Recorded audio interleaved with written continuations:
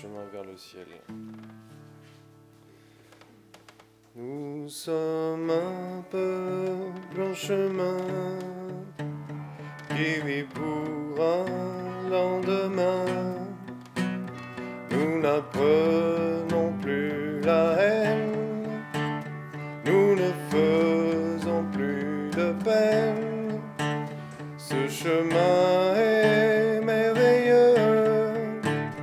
Merci les musiciens, Dieu vous bénisse, bon culte à tous, que Dieu vous bénisse, vous qui nous rejoignez aussi sur le net maintenant, et que Dieu vous garde dans sa paix, que vous puissiez recevoir quelque chose ce matin qui vous encourage.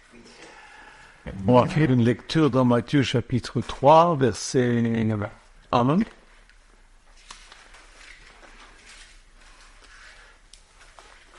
En ces jours-là, par Jean le baptiseur, il proclamait dans le désert de Judée, changez radicalement, repentez-vous, car le règne des cieux s'est approché. C'est de lui qu'il a été dit, par l'entremise du prophète Ésaïe, c'est celui qui crie dans le désert, préparez le chemin du Seigneur, rendez droits ses sentiers. Jean avait un vêtement de poil de chameau et une ceinture de cuir autour des reins. Il se nourrissait de criquets et de miel sauvage. Les habitants de Jérusalem, de toute la Judée, de toute la région du Jourdain se rendaient auprès de lui et recevaient de lui le baptême dans le Jourdain en reconnaissant publiquement leurs péchés. Amen. Jean-Baptiste, ce puissant homme de Dieu, languissait en prison.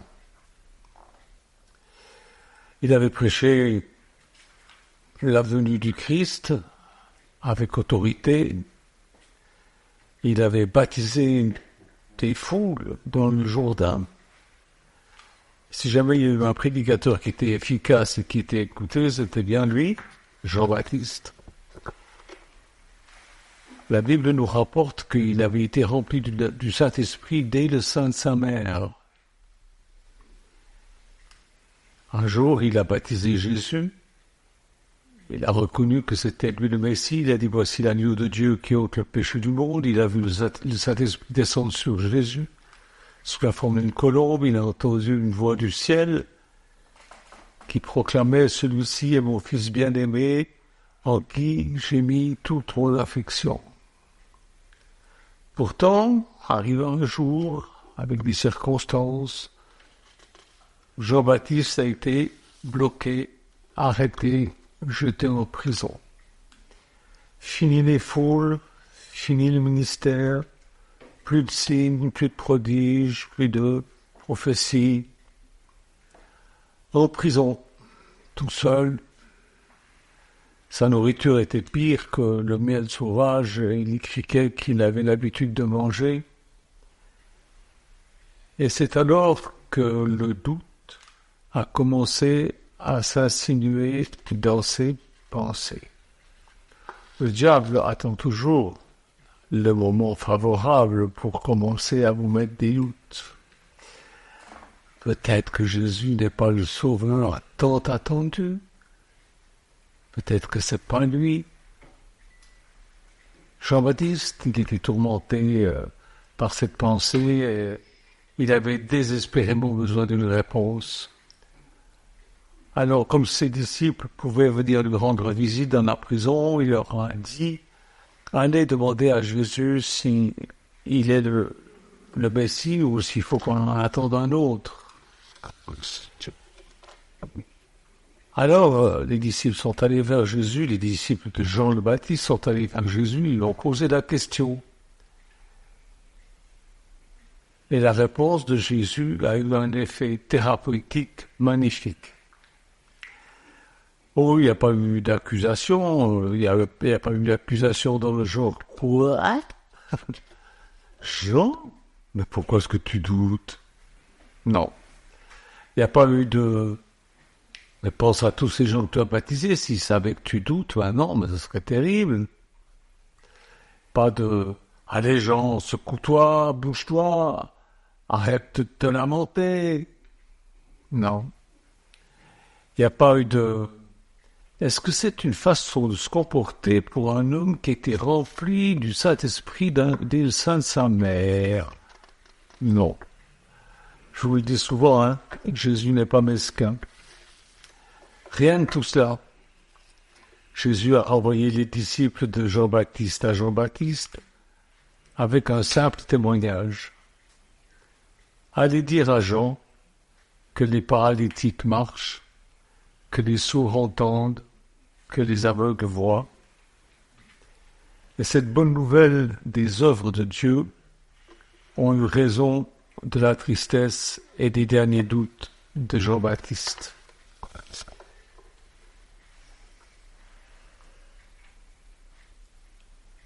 Tout ce dont Jean-Baptiste avait besoin dans ce moment de découragement, c'était d'entendre que le royaume de Dieu était proclamé et qu'il était accompagné de signes, de prodiges, de miracles.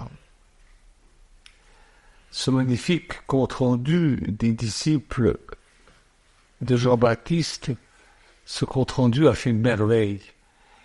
Et il faut que vous fassiez la même chose. Il ne faut pas que vous alliez chercher des mauvaises nouvelles. Il y a des mauvaises nouvelles. Mais il faut que vous alliez chercher ce qui est beau. Regardez ce que Jésus fait aujourd'hui. Vous annoncez une nouvelle. Votre frère Nicolas va être ordonné et il va recevoir l'autorité pour aller prêcher dans tous les pays d'Afrique. C'est extraordinaire.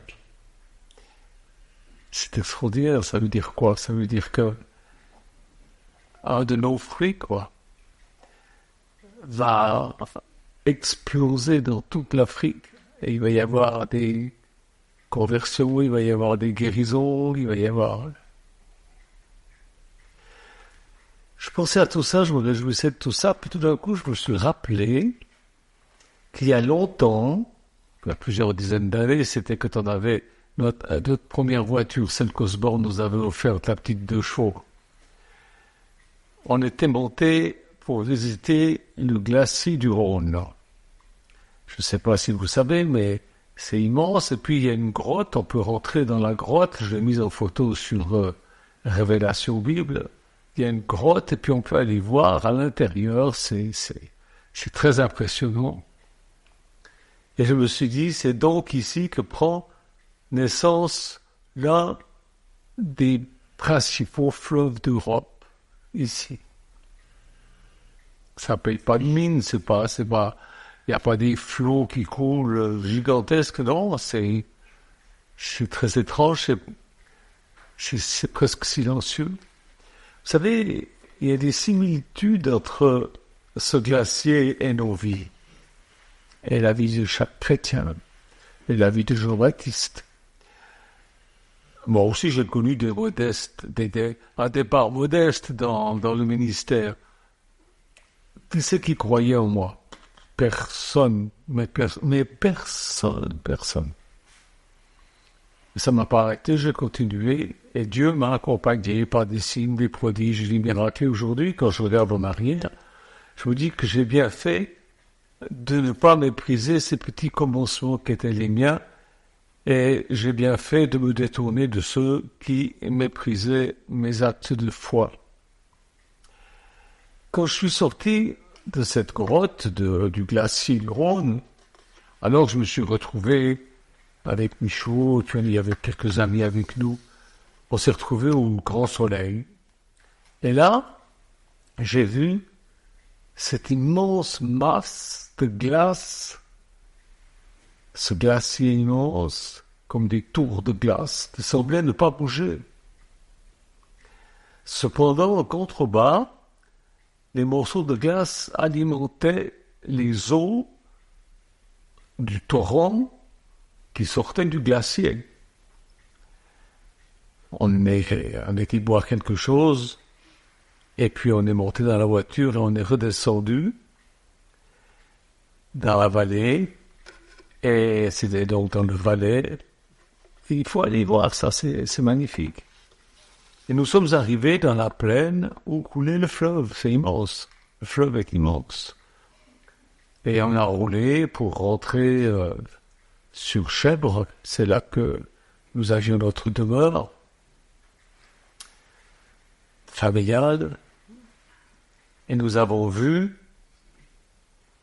l'endroit où le Rhône se jette dans le lac Léman. Soudain, plus de Rhône, on ne le voit plus. Ça va être drôle, hein? Il disparaît. Un peu comme Jean-Baptiste, il disparaît. Pourtant, il est toujours là. Alors, il y a des scientifiques qui ont, il y a quelques années en arrière, ils ont coloré les eaux du Rhône et ils ont pu suivre la trace du Rhône tout au travers du lac Léman. Et ils ont vu qu'à Genève, le Rhône sort du lac. Et le Rhône est toujours aussi bouillonnant, arrachant au passage des blocs de rochers, des troncs d'arbres, il est très bouillonnant. Et puis plus bas, le Rhône semble se calmer. Et vous savez pourquoi il se calme? Eh bien, c'est à cause des travaux des hommes qui ont corrigé le tracé du fleuve. Ils ont partiellement endigué le fleuve afin de canaliser son énergie. Bien, mes frères et sœurs, il faut être reconnaissant pour tout. Même si, comme le Rhône semble disparaître dans le lac Léman, il faut être reconnaissant même si on disparaît pendant quelque temps. Même si des religieux essayent d'endiguer notre énergie, le Rhône reste le Rhône. Et Michel Jonton reste Michel Jonton. Jean-Baptiste était coincé dans sa prison. Mais il était toujours Jean-Baptiste. Et quand j'y pense, moi aussi, comme le Rhône, j'ai quitté la Suisse et je suis venu, comme le Rhône, en France. Et en France, il se passe quelque chose avec le Rhône. Il y a des affluents de part et d'autre qui viennent gonfler le Rhône. Et c'est exactement ce qui m'est arrivé, mes frères et sœurs. Grâce à Dieu, j'ai combiné mes forces avec les forces de vous tous, de la communauté, et aussi avec Nicolas, avec l'Afrique. Et je suis plus le petit filet qui coulait au fond de cette grotte du glacier. Non, non, non. Et quand le Rhône arrive en Méditerranée, je crois qu'on appelle ça le delta, il est large, il est puissant. Parce que sur la distance, il a été soumis à des changements des fois qui ont été pénibles, hein? Des religieux qui ont essayé de me diguer, de me coincer, de m'assagir, soi-disant. Mais aussi des changements positifs en combinant mes forces avec la force similaire d'autres personnes, d'autres affluents qui sont venus se joindre à moi. Pensez-y, nous sommes un, dit Jésus. Nous sommes un. Et où est-ce que nous allons? Eh bien, nous allons perdre notre identité pour nous intégrer à quelque chose de bien plus vaste, comme le Rhône qui se jette dans la Méditerranée. Nous allons nous perdre dans l'immensité de Dieu. C'est ça, la fin de notre voyage. Alors que Dieu nous aide à vivre pleinement chaque étape de notre vie avec la force qu'on trouve en lui, dans la communion avec notre Dieu. Alors merci Seigneur de ne pas avoir méprisé mes petits commencements. Merci de nous avoir encouragés, nous tous ici, par des signes, des prodiges, des miracles, des résurrections, et merci pour le chemin qui nous reste encore à faire, même si on arrive bientôt à la Méditerranée, hein, pour rejoindre l'horizon plus vaste du royaume de notre Dieu. Pensez-y, c'est votre vie aussi à vous. C'est votre vie aussi à vous. Soyez reconnaissants pour toutes choses. Que Dieu vous bénisse. Amen. Merci Seigneur de fortifier mes frères, mes sœurs, ceux qui sont encore peut-être coincés dans une prison et qui ont des doutes, qui se posent des questions, qu'ils se souviennent que malgré toute l'agitation qu'il y a dans ce monde, tu es un Dieu qui agit, qui répond aux prières sincères de ceux qui ont la foi, qui guérit encore, qui sauve, qui délivre. Je te prie, Seigneur, qu'ils reprennent courage, et qu'ils soient forts, et que ce que je leur ai dit ce matin soit comme un affluent qui vienne grossir leur force, amplifier leur force. Je te le demande, Père, dans le nom de Jésus-Christ. Amen. Au revoir, à bientôt. Nous sommes un peuple en chemin qui vit pour un lendemain. Nous n'apprenons plus la haine, nous ne faisons plus de peine. Ce chemin est merveilleux, car il conduit vers les cieux, où est notre patrie, où se trouve la vraie vie. Je suis déjà en chemin, lève-toi avant tout est bien,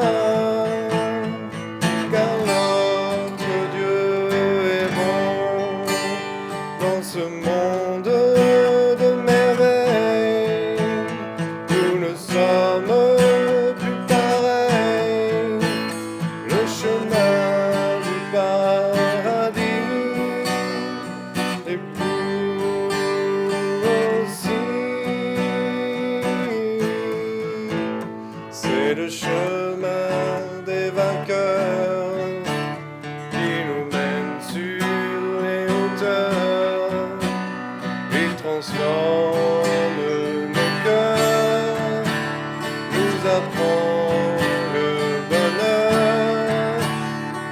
bonheur de tout donner, de vouloir tout partager, dans la paix, dans la joie, dans notre vie de foi.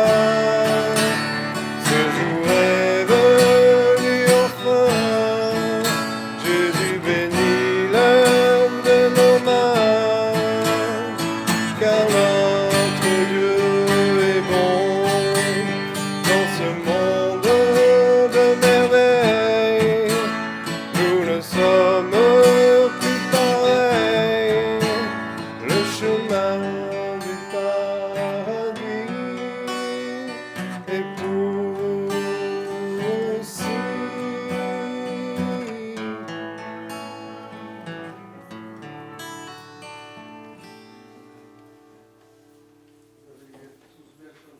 Oui, merci. Je commence, vous avez un autre chant. On a un autre chant, mais comme tu veux. Vas-y, je sais pas où vous en êtes. Oui. Allez-y. Il faut si peu de choses pour embellir la vie. Un sourire, une rose, simplement un ami. Il faut si peu de choses pour que le ciel soit bleu. Il suffit que Dieu pose un bleu et dans les cieux. C'est vrai, j'ai tant pleuré, mon Dieu, et tu as essuyé mes yeux, et j'ai compris que mon destin est dans ta main. Tu m'as parlé de ton amour, ce fut pour moi le plus beau jour. Je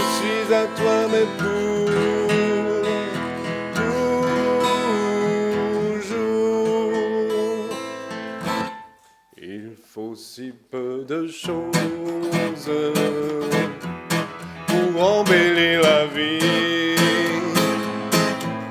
Un sourire, une rose, simplement un ami. Il faut si peu de choses pour que le ciel soit bleu. Il suffit que Dieu pose un bleuet dans les cieux. C'est vrai, j'ai tant pleuré, mon Dieu, et tu as essuyé mes yeux. Et j'ai compris que mon destin est dans ta main. Tu m'as parlé de ton amour, ce fut pour moi le plus beau jour. Je suis à toi, m'épouse.